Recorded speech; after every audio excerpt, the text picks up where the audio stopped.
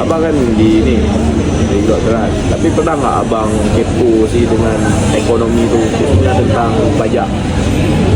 Iya, awak sering kan kayak bayar pajak motor, pajak mobil lah. Tapi selain pajak itu awak belum tahu. Ya yang awak tahu tuh cuman kayak bayar pajak motor, ya udah pajak itu. Iya Mas Adi, selain pajak motor, ada banyak tuh pajak, tapi PPN. Jadi yang lebih umumnya aja tuh yang sering kita bukan PKB, sorry, PBB. Yang sering kita temui itu PBB sama PPN. Jadi pertama tuh PBB Bang Ali. PBB itu mau disingkat tuh pajak bumi dan bangunan. Pajak bumi dan bangunan tuh ya pajak ya bumi dan bangunan. Dan itu dibagi dua kali. Ada pajak PBB P2 dan ada pajak PBB P5. P2 tuh lebih mudah kita ingat tuh yang kecil-kecil je. P5 tuh yang gede-gede. Dan P2 tuh yang rumah. Kalau P5 dia semen. Habis itu saudara Bang Haris kepo nggak sih PBB ini dipungut oleh siapa? PBB kan kalau pajak kendaraan di mana pemerintah kan. Tapi info juga sih PBB ini dipungut oleh siapa dan untuk siapa. Jadi PBB ini dulu dipungut oleh usaha. Cuman ada perubahan undang-undangan di Undang-Undang Nomor 28 tahun 2009. Di undang-undang itu jadi diubah jadi bukan pusat lagi Bang Ali, jadi ada daerah.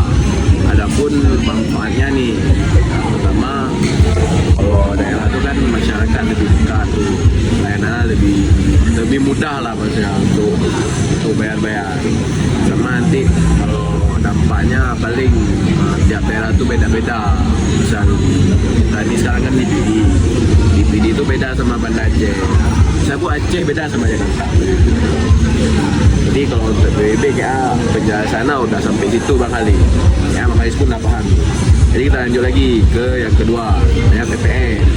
PPN tuh hebatnya pajak konsumsi Bang. Bisa Bang Halis makan-makan KFC sama kawan-kawan FK Bang Halis. Ada tuh ada nama PPN 12%, 11% PPN. Nah itu nama PPN. Jadi kayak pajak konsumsi. Jadi PPN tuh yang bayar tuh konsumen, kayak nama konsumsi, yang bayar tuh konsumen. Jadi kayak yang punya tuh nggak kayak saya bilang masa pikir nggak PPN. Jadi ditanggung oleh yang belanja lah kata bilang. Sama berarti apa tuh namanya? Berarti itu hanya berlaku untuk perusahaan besar ataupun semua pedagang-pedagang. Lebih tepatnya PPN tuh lebih perusahaan besar kayaknya. Kan nggak pernah kita nampak tuh joprek banyak jalan terapin PPN. Lebih ke KFC. Kalau yang perusahaan luar saya nggak tahu. Itu kan sangkut kau juga sama PKP. Makanya itu nggak PKP loh. Tahu sih. Jadi PKP itu adalah singkatan dari pengusaha kena pajak. Jadi PKP itu usaha kena pajak itu sebenarnya diwajibkan tuh kalau omsetnya atas 4,4 miliar.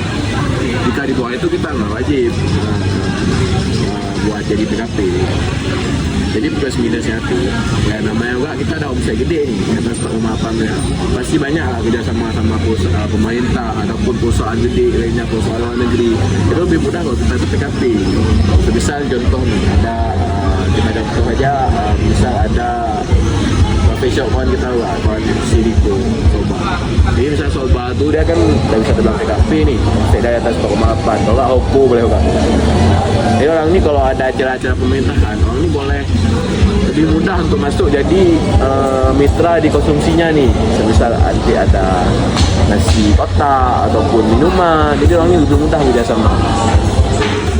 Adapun kalau bukan PKP itu ya rata-rata pengusaha yang nggak gitu, semisal boleh jual kelontong itu nggak wajib sih jadi PKP. Tapi nggak bisa kita bilang juga yang bukan PKP lebih sukses pada PKP. Tapi rata-rata PKP itu udah omsetnya lebih gede pada PKP. Bang Kali sudah kepikiran nggak sih buat buka usaha?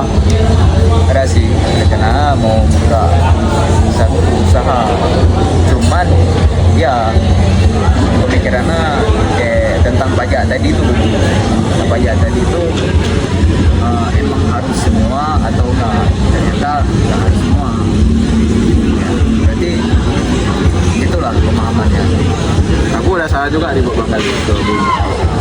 Kan aku jangan langsung jadi PKP karena kan kalau baru buka tuh nggak mungkin langsung meledak omsetnya. Jadi mulai dari kecil-kecil dulu nih.